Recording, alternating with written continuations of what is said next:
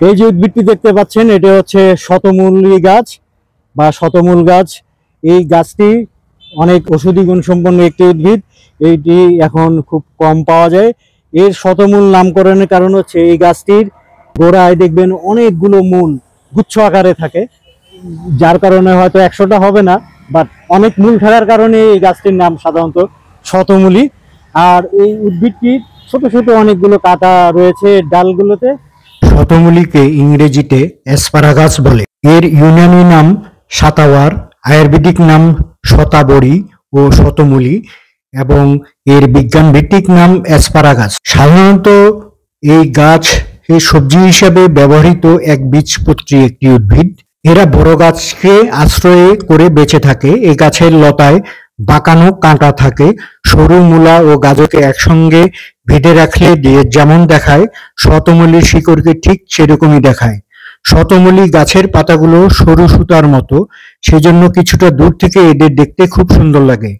অনেকে শোভাবৃদ্ধির জন্য শখ করে বাড়ির সামনে বাগানে ফুল গাছের সঙ্গে শতমূলী গাছ লাগিয়ে থাকেন। তাছাড়া এই গাছের পাশে কোনো বড় গাছ থাকলে শতমূলী নিচ থেকেই তাকে জড়িয়ে ধরে বড় হয়। শতমূলীর গোড়ায় একগুচ্ছ কন্দমূল থাকে। শরতে শতমূলীর ফুল ও ফল হয়, পাকে মাঘ ফাল্গুন মাসে। শতমূলীর ফুল হয় ছোট মটরের মতো সবুজ রঙের এবং পাকলে সেই ফল লাল বর্ণ ধারণ করে। অ্যান্টিঅক্সিডেন্ট মুক্ত র্যাডিক্যালকে ধ্বংস করতে সক্ষম শতমূলী। এছাড়া অক্সিডেন্ট স্ট্রেসের সঙ্গে লড়াই করতে সাহায্য করে একাধিক রোগের মূল কারণ।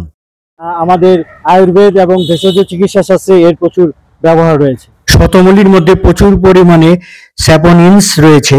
এই স্যাপোনিনসই অ্যান্টিঅক্সিডেন্টের একটি উপাদান। এছাড়া এর মধ্যে আরো দুটি অ্যান্টিঅক্সিডেন্ট রয়েছে, যা হলো অ্যাসপারাগামিন এবং রেসমোসল। শতমূলীর মধ্যে রেসমোফুরান নামক একটি উপাদান পাওয়া যায়, যা হলো এক প্রকার প্রদাহ বিরোধী উপাদান। শরীরে অ্যান্টিবডি তৈরি করতে সক্ষম শতমূলী। শতমূলীর শিকড়ের রস প্রাচীনকাল থেকে কাশির সমস্যা দূর করতে ব্যবহার করা হয়।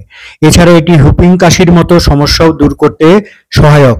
শরীরে ডিহাইড্রেশন বা ইলেকট্রোলাইট ভারসাম্যহীনতা হলে শরীরে ডায়রিয়ার সমস্যা দেখা দেয়।